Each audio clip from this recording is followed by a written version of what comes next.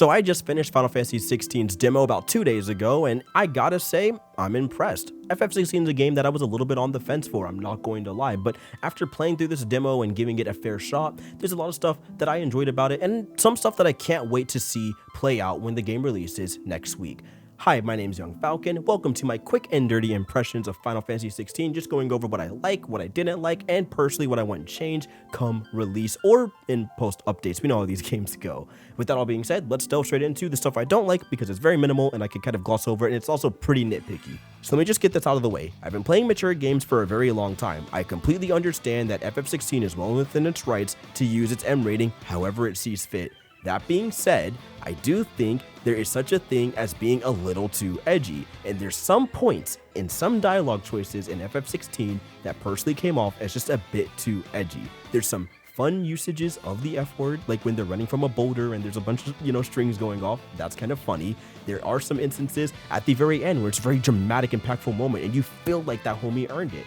But then sometimes where they just say it a bit too often, and it just doesn't click for me, unfortunately. Comes off a little cringe, a little try-hard, especially when they're dropping F-bombs right before it's all about some, like, the power of the indomitable human spirit type stuff, when they're referring to Clive. Like, it's still Final Fantasy, and I guess that's why I can't quite separate it. Like, the plot is through and through still some FF stuff, but in a franchise that is pretty much teen to like older teen dominated, it's very jarring, I guess, seeing them go to those themes and refer to these like imagery and characters and whatnot while still dropping F-bombs. That being said, I'm just hoping on the full release it's kind of kept to like a subpar minimum, like it's just fine or it feels natural throughout the game as we play through, and I just kind of get accustomed to it. That's my personal gripe and hope with it. So again, please don't take offense or anything to it. It's just, again, how I personally feel. Something I have to adjust to, and I want to mention that here because I'm not going to get used to it. Probably it's going to take me a while. It might be one of the negative points of the game when it launches because I'm just not the biggest fan of that kind of writing and how they portray those kinds of characters, but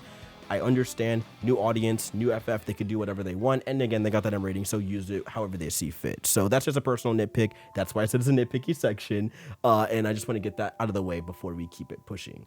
So with that minor bad out of the way, let's talk about some of the stuff that's really, really good, kicking off with the story. Mainly the main character, Clive. This homie is cool. I actually really enjoyed him. I was expecting to be kind of a, I guess, like Wonder Bread soft kind of character, like nothing crazy, typical edgy pro tag type stuff, but with an FF twist. But no, he seems like a really nuanced and layered character off rip, and I'm really excited to explore his story, because as we know, it's about him through the ages. He's going to be like 15, 20s, and 30s or something like that, and it's going to be really fun to see how he grows, develops, and evolves as a character, or possibly even regresses depending on the events that happen. I think that's going to be part of the charm of FF16. And from the start, you can tell he's kind of a broken man, doesn't talk much, just follows orders, right? Clearly jaded by whatever happened. And it's so weird to see him as a kid, being this peppy, happy kind of guy, trying to make things work to the best of his ability, but still, you can tell this lingering self-doubt resides within him. And it's really nice to see. I feel like the best moment that represented this to me was when he's trying to talk to Jill, his friend, and they're having this cool little like heart-to-heart moment, really bonding experience.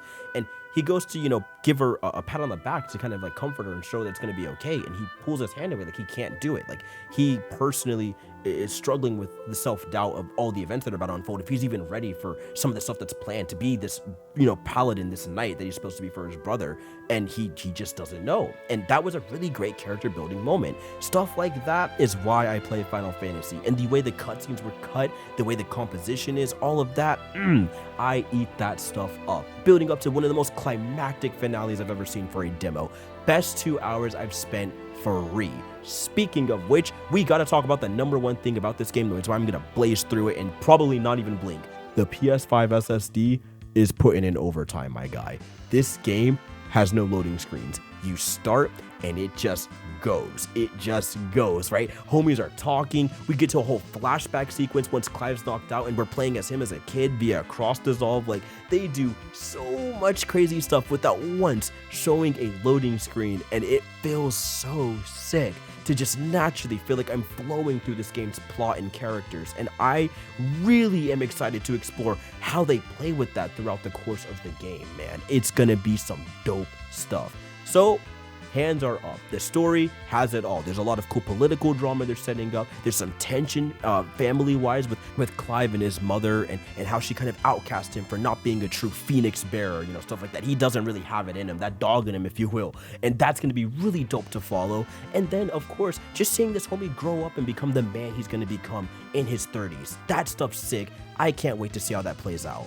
Then we have the graphics, and of course, you guys know how Square gets down. It's gorgeous. This, to me, is the first genuine next-gen title we've played on our PlayStation 5 or Xbox Series X, until Starfield drops, of course. But honestly, I mean this from the bottom of my heart, it looks next-gen. It feels next-gen. This game has so many slick particle effects going off, a gorgeous UI, and one of my favorite user experiences I've ever played through. Things are snappy, quick, and to the point. Everything I need to see is right there laid out on screen, and when I'm boxing enemies, it's clear as day as to find out what's attacking me, where it's coming from, and how to take it down.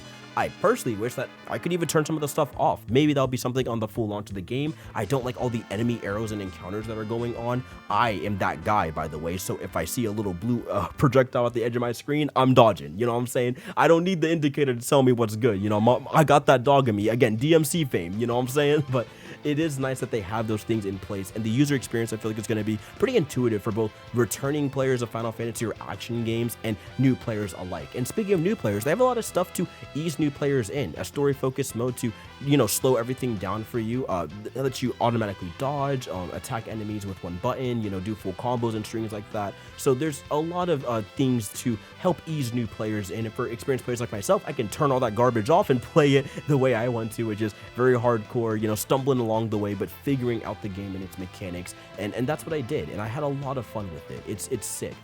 The gameplay in FF16 is the crowning jewel, in my opinion. Like, that's all it boils down to. The action combat that is in here is so gosh darn good feeling, and it starts feeling a little samey in the 2-hour prologue because you are kind of doing a lot of repetitive actions. But once you do the iconic challenge and you see the breadth of the combat, right, how diverse it's going to get, that's when I was sold. That's when I knew this was a day one comp. Even if there's aspects of the story I don't like, or there's going to be something about it that doesn't really particularly stick with me, I know the gameplay going to have my back no matter what, and that's mainly what I'm going to be pulling up for. So yeah, I cannot wait to explore more of the combat, more of this world, more of the story, and I think they really knocked it out of the park. If you don't mind, I'm going to gush a little bit about the combat here. I know it's kind of boring and nerdy, so let me just get into it. The combat has some of the slickest stuff I've been able to pull off in an ARPG in quite some time, okay? So you get a cycle between 3 of these different abilities. You have your Phoenix ability, which lets you like teleport in. You get either a attack or a counter with magic, right? Something of that nature. You have your Garuda ability or your green joint that lets you pull enemies in, or when you jump, lift them up in the air, which essentially sets up for an air combo. With the enemy step, yes, they literally have something called combination stomp, which sends an opponent down and you can like dribble them like a basketball essentially. You only get one unless you do some tricky stuff, which is like attack twice, down thrust, jump, pull them up, and then you can get another enemy stomp going. So there are some ways to kind of cheese the system to get multiple enemy stomps, and I didn't master the ability yet, so I don't know if when mastered we can like infinitely do it, or maybe like up to 2 times, something of that nature.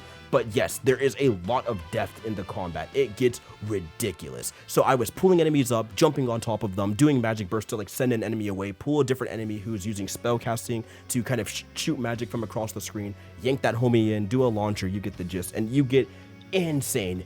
But then I learned about the Titanic parry system, right? So you get a Titan arm, and it's just a big old guard arm. And I was kind of confused when I first ran through the iconic challenge, like what I'm supposed to do with this. It's just a guard arm. Okay, but then I learned that that is your parry button. And when I started parrying stuff, and you could multi-parry it, like there's no slowdown or cooldown like they usually do with these types of moves, you could just spam that parry button, baby, and like get some crazy stuff going. On top of being able to physically parry attacks based on how fast you are to timing your regular attack button. So you have up to 2 different insane parries and follow-ups, along with being able to switch between your iconic abilities. My brother, when I say the combo combat in this game starts getting ridiculously sick, I hecking mean it. It gets out of hand and I couldn't put it down. I have been grinding the iconic challenge since the demo dropped because there are so many fun options. I haven't felt some stuff like this in a minute, and I'm glad it's in an action RPG because every combat encounter is gonna feel a little bit different now, right? Once my tree starts opening up, I'm gonna be doing some crazy stuff, and we might have something to finally rival Kingdom Hearts combat in the Square Enix mythos, right? But before, I would chalk it up to mainly like The World Ends With You, Neo The World Ends With You for me. I kind of, you know, always had a fondness towards that kind of combat scheme or combat design, but now with Final Fantasy XVI on the way, I think I might have found my new favorite ARPG combat system in the Square Enix mythos, and that's has some pretty big shoes to fill, but it's filling them quite well. You know what I'm saying? It's filling them quite well, especially knowing that there's gonna be hunts in this game, my boy. Oh, you already know I'm popping off, bro. There's gonna be hunts in this game where we're gonna be fighting gargantuan beasts, right? Some crazy, ridiculous mobs of enemies, and I'm gonna be the one to solo all of them, right? Take them all on, right? And I cannot wait to get my hands on that stuff. So overall, what I'm saying is FF16 blew me away. I'm shocked with how good the demo was. I'm shocked with its presentation. I'm overall impressed with what they've given me, and yes, they can take my money. I was a little on the fence, but now I am officially sold. I just had to get it in my hands, and yeah, I'm really excited to try it out. Now, we gotta mention the one tiny thing, the one other tiny thing I want changed, because I did say that. It's the frame rate. Listen, I gotta say it, dog. We are not doing this in 2023. I did not pay $500 for a PS5. It's $74 for FF16 for it to run at 30 FPS in open world sections. Like, please, it runs at 60 sometimes when you're running around, but for the most part, this joint cannot hold a 60 FPS. Now, during fights and combat, it holds it relatively well, minus one particular sequence, which is the icon of fights. The icon fights are way too bombastic, way too crazy, and I actually get why they're 30. They actually hold 60 sometimes fine during certain aspects of it, but it fluctuates between 30 and 60, and that's fine. I'm okay with that. They're also really sick, by the way. Just want to add that. Those I kind of get, but running around the open world with all the foliage and stuff, like, I don't know why we can't hit 60 there. Like, it's literally doing it, and then it can't. And I get game development hard and all these other things, but it's just, there's got to be something they can do, you know? And I guess I'm just holding on to hope that, because we're playing kind of a pre-release demo build still, that on launch, a lot of these things will be smoothed out as we keep going, or maybe through updates, please. But I just don't want this to be an FF7 remake situation where we have to wait till PC hardware is out to get it to run at a stable 60 FPS, because that was kind of annoying, right? And even then, the PC ports from Square have still been a little bit spotty, I won't lie. Like, there's still been quite a bit of issues with 7 Remake. You have to mod it and do all this extra finagling and stuff just to get it to work, you know, without dynamic resolution and, you know, running it at the reso you want it to be and things of that nature. So I'm hoping that they'll smooth it over by release. I have full faith that they can at least get most of it hammered down. I get if there's too much foliage or too many things going on that it's going to be hard, especially with NPCs and whatnot, but bare minimum, please just have the fight stay at that rock solid 60 FPS.